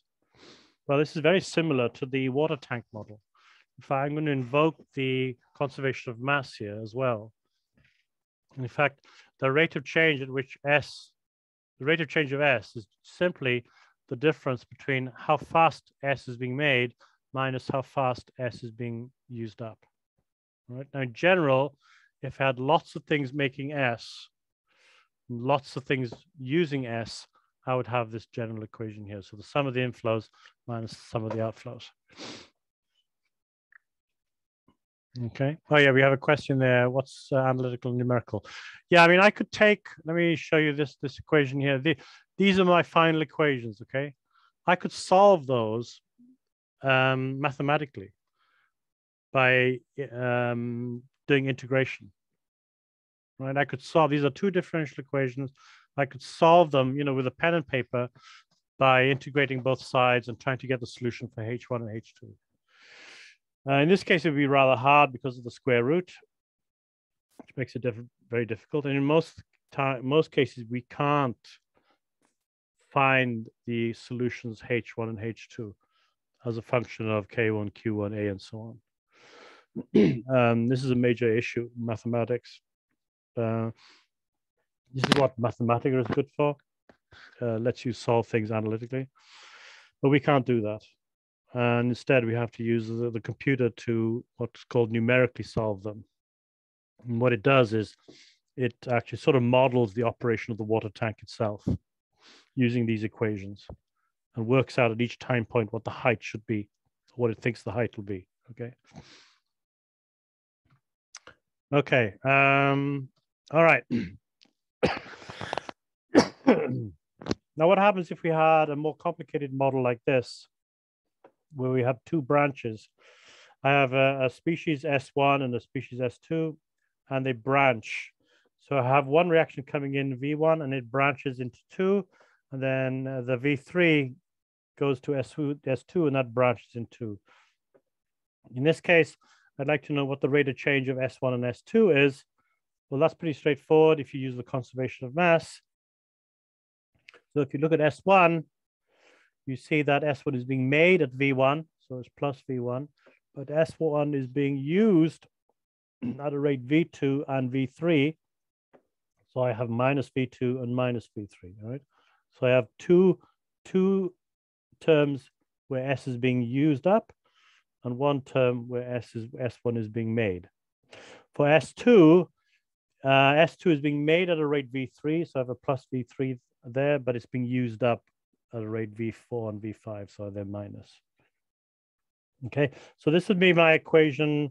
These are my two equations I could use to model a system. Of course, I have to figure out what V1 and V2 and V3 are, and V4 and V5. But those will be, those mass action equations. All right, so what happens if I have another model like this? This is a bit more complicated. So I have compound A reacts with compound X, forming 2X at a rate V1. X plus Y gives Z at a rate V2, and Z breaks up into Y plus B. So this is the kind of thing you might find in a more complicated model. The rates of change in this case, let's do B first, shall we? So dB by dt. So B is being made here at a rate V3, so it's plus V3. Let's do Z next. So Z is being made at a rate V2, but it's being used up at a rate V3. Y is the other easy one. Y is being made at a rate V3, but it's being used up at a rate V2, okay? Now the other easy one is A. The only thing that happens to A is it's being used up at a rate V3, so it's minus V1, so it's a rate minus V1. The complicated one is X, because X is being used up and made at the same time. Now it's being used up at a rate V1, but it's being made at a rate of 2V1. So if I add those together, I basically get a rate of, did I get that right? Oh yeah, that's right, yeah.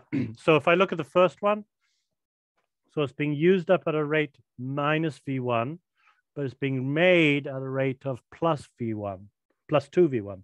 So you add those together and you get plus V1, hence plus V1. At the same time, it's getting used up here at a rate V2, so it's minus V2. Now, this is a lot of theory. The nice thing is with Tellurium, you don't have to worry about this. You just give it the reaction scheme and it works out the differential equations for you, okay? I just wanted to go through this at least once.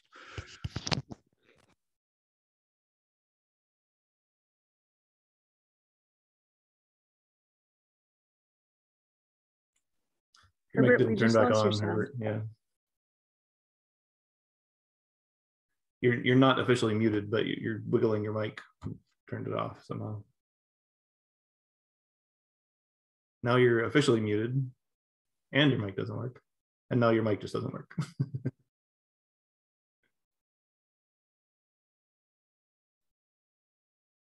Yeah, we can't hear anything. I don't know, something got jostled loose, I guess, or something. I don't know.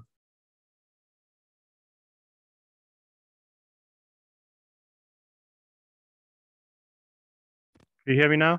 Oh, yep, there it is. There's a switch on the mic. Ah, got it. Funnily enough, which I never knew about. I guess I might mention this, the stoichiometry matrix.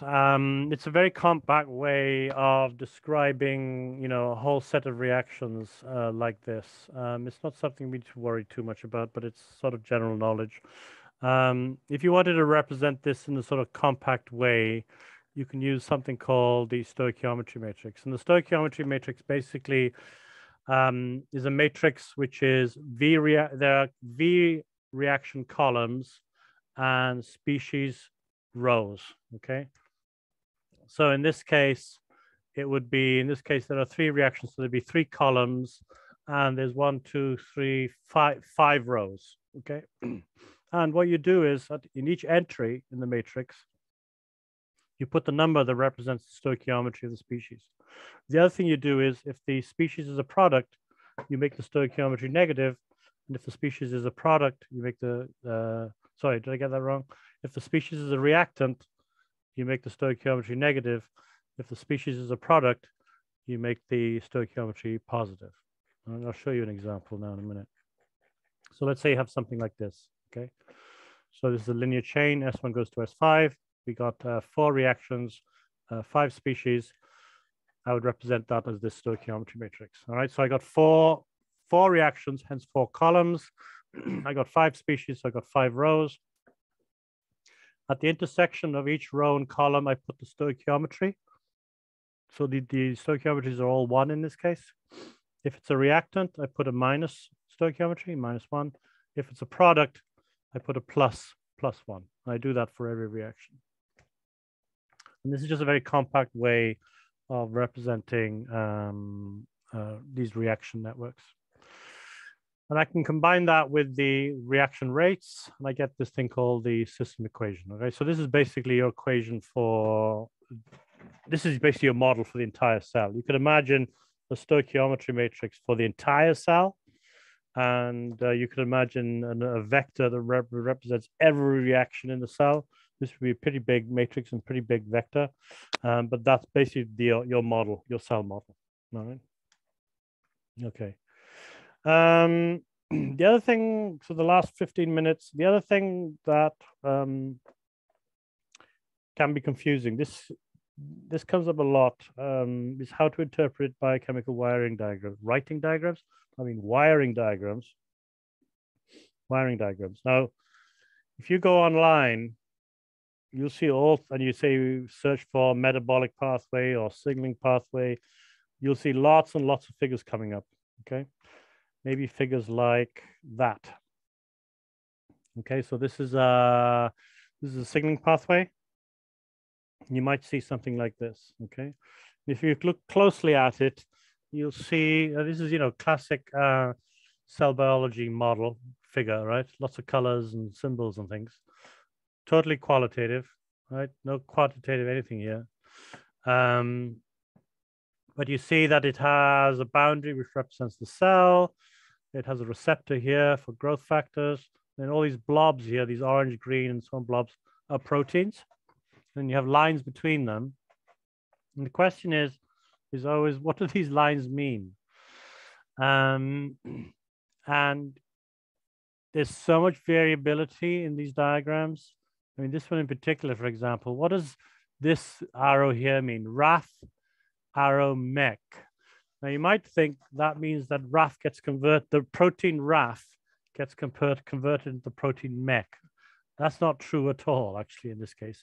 What this arrow is telling us, in this case, is that RAF stimulates or activates MEC, okay? This one here, however, the amino acids, this actually does mean that amino acids come into the cell as arginine or leucine, right?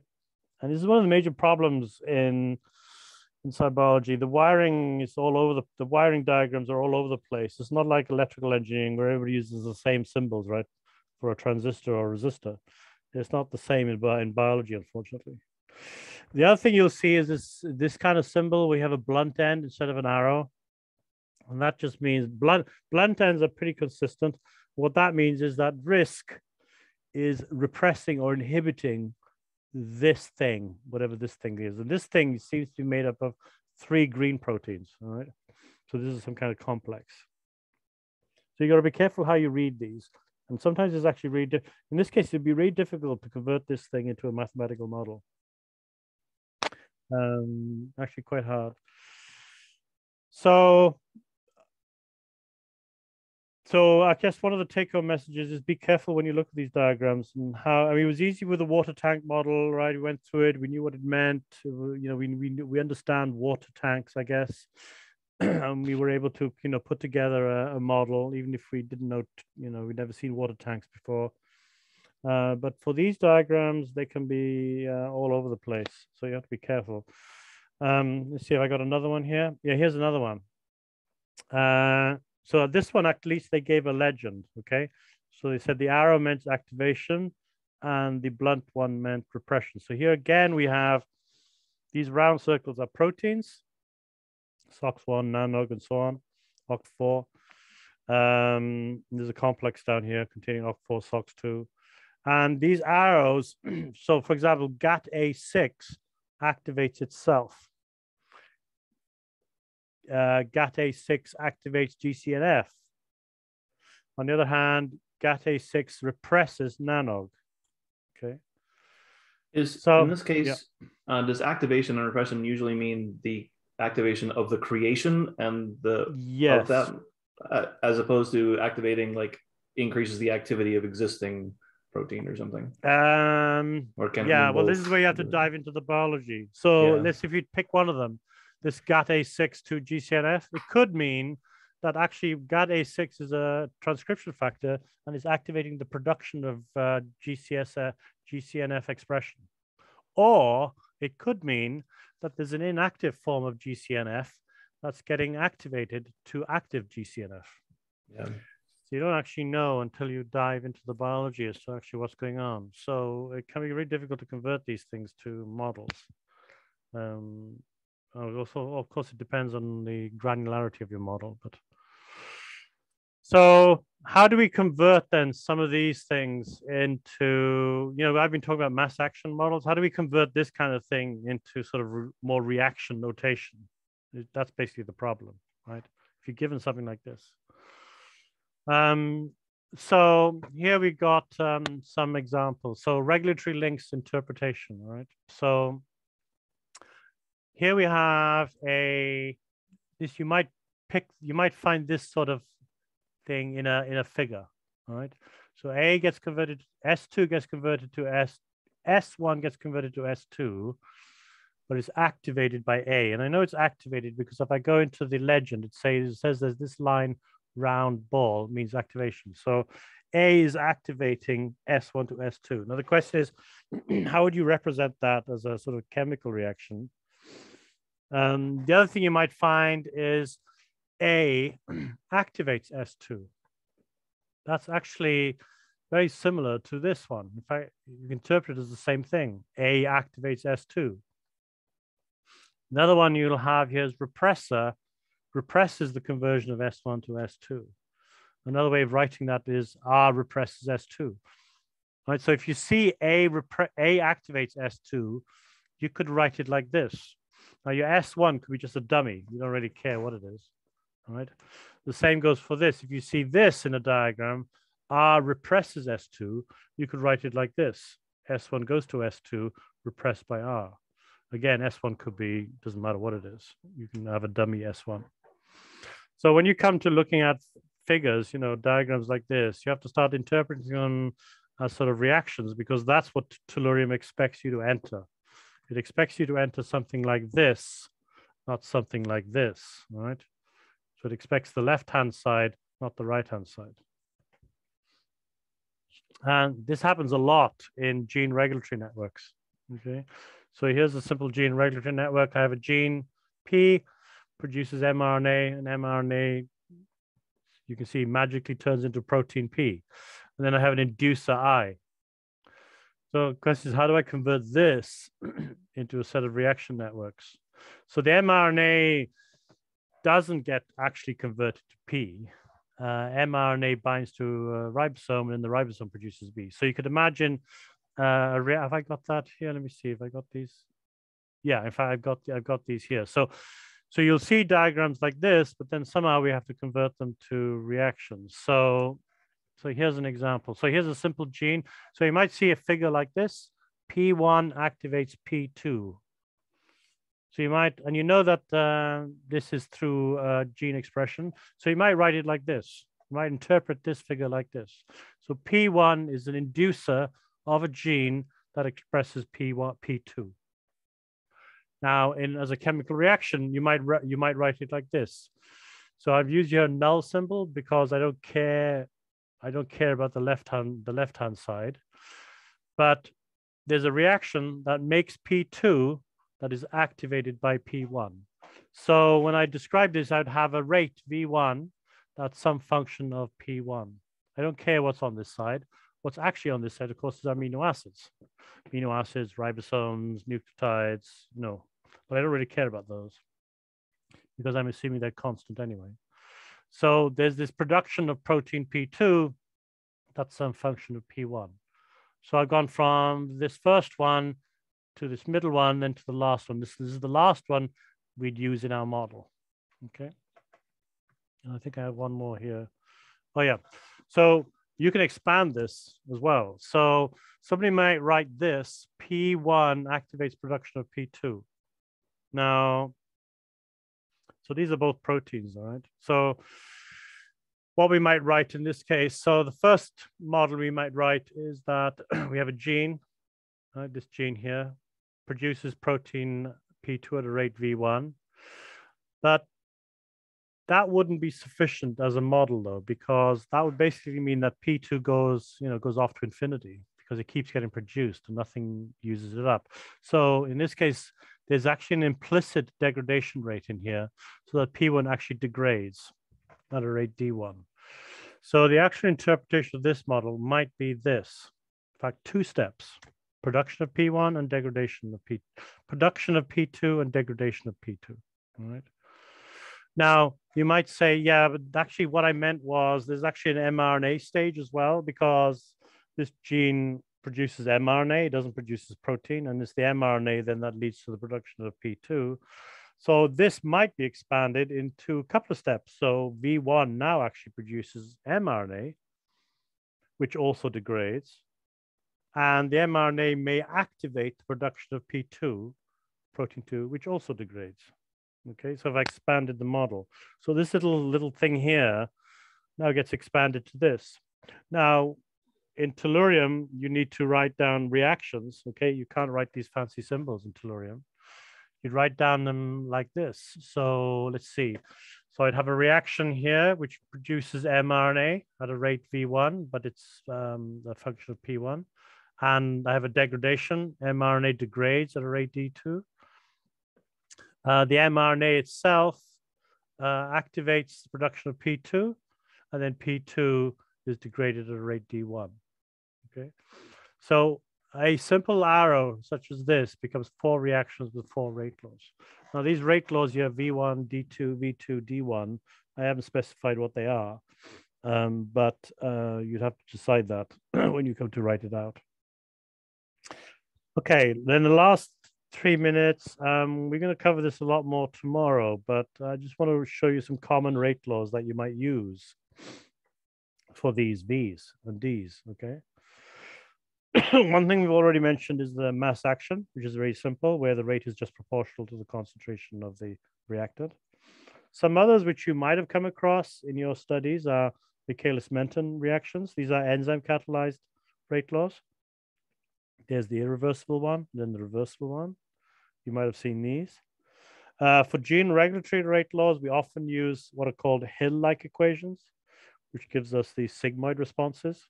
This is an activatory one. Here's an inhibitory one. You notice the N there in the power. That determines how sigmoid the response is. But I mean, there are hundreds and hundreds of these kinds of rate laws.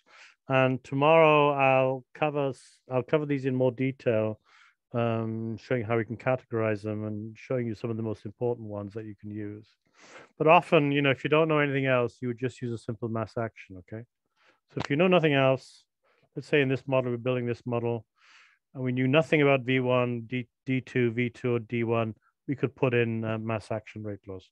All right, so in this case, V1 would be K times P1, D2 would be, let's say, K2 times mRNA. This one here, this V2 would be K3 times mRNA. And then this one here, D1 would be K4 times P2. So you could put in a really simple rate laws here, and that's your model, okay? Okay, I think I'm done for this. This is sort of whirlwind introduction to models and a little bit about models. This kind of thing in particular, this symbolism that's used in diagrams can be very confusing. You'll see some of this in the coming days. Let's see, any questions here? Why irreversible? What are they? That's a good question. Yeah, maybe I should switch to my tablet. Let me just give me spend a few minutes on my tablet here. Sorry, oops. Could you say that again? Sorry, I couldn't hear what you said. Hold on.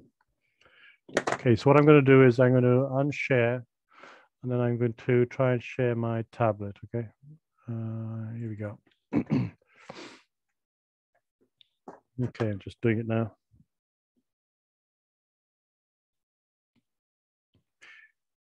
There we go, and then I'm going to just mirror. Okay.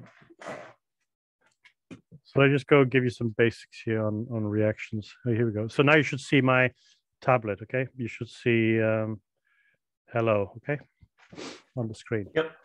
Okay, so so let's say you have, you know, a compound A, right? Could be glucose, right?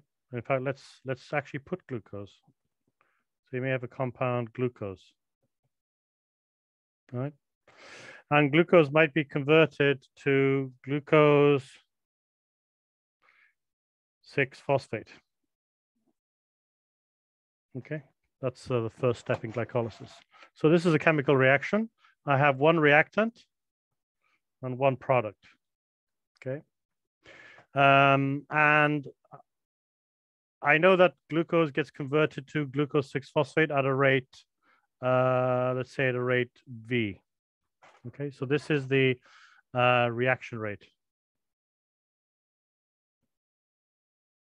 Right, that's the reaction. That's how fast glucose gets converted to glucose 6-phosphate. The question is, what is V? Okay, and that's where all these equations come in. The simplest thing you could put is that V is just proportional to the concentration of glucose. Right, so the more glucose there is, the faster the rate. Now it's proportional. I can then just say V equals some constant times the concentration of glucose. And this thing here, this K, is often called the rate constant. Okay.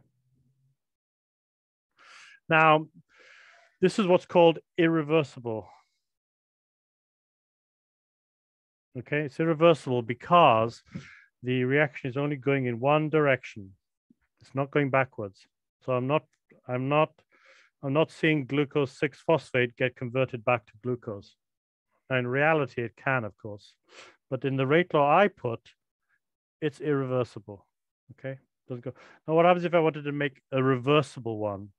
So I do the same thing. So reversible one, let's just rewrite this out. Glucose goes to glucose 6. Those of you who know glycolysis will know I've missed out ATP here, but don't worry about that. If I make it reversible, I may put a second arrow, right, that goes backwards. Right? Still has a net rate though. There's a net rate from glucose to glucose 6-phosphate, but the rate could be negative because if the rate at which glucose 6-phosphate goes back to glucose is quicker, then the rate can be negative. So how would I represent a reversible rate?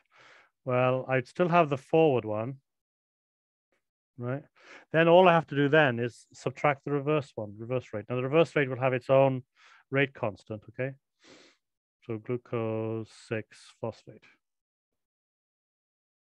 And that's my reversible rate law. Okay. As I said, this can go negative. This can be positive or negative now, or 0, in fact.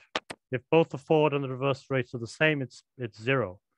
If the forward rate is bigger than the reverse rate, then the rate is positive. If the reverse rate is bigger than the forward rate, then the rate will be negative. Okay, so reversible rate laws are basically more general. They're more realistic. And if you have an enzyme catalyzed reaction, I would recommend not to use an irreversible reaction there because enzymes are reversible. That's what they do. I mean, some are more, some are more inclined to make product than reactant, but they are reversible, and you would tend to put in a reversible rate law in that case. So just to show you, so for a single enzyme, so if I have let's say, where's undo? Here we go. Let's say I have a substrate makes product, okay, and there's an enzyme there. Those of you who know Michaelis-Menten will know that the forward rate is this Michaelis-Menten equation. Okay, so this is the Km, that's the VA max, that's the concentration of substrate. And if I were to plot this, it would look like, if I were to plot the rate as a function of S, I would get this curve like this, where it reaches saturation as the S goes to large concentration. Now, this is the irreversible form, right? There's no P in here at all. There's no P. Right, so P doesn't affect this reaction, so it's irreversible. I showed you a complicated one on the slide. You don't have to learn this or anything, but the reversible form of this is this. It's much bigger.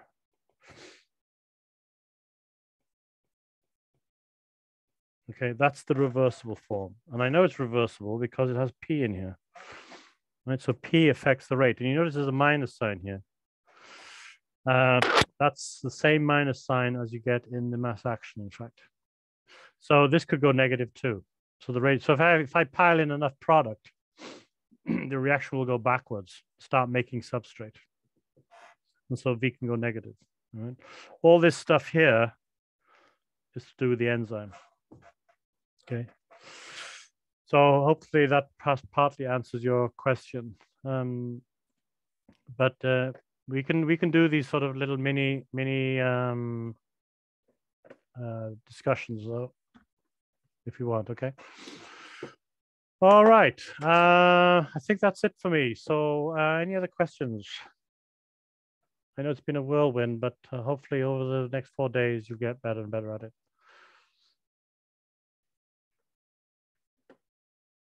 Okay. So if we go back to, I'll de-share.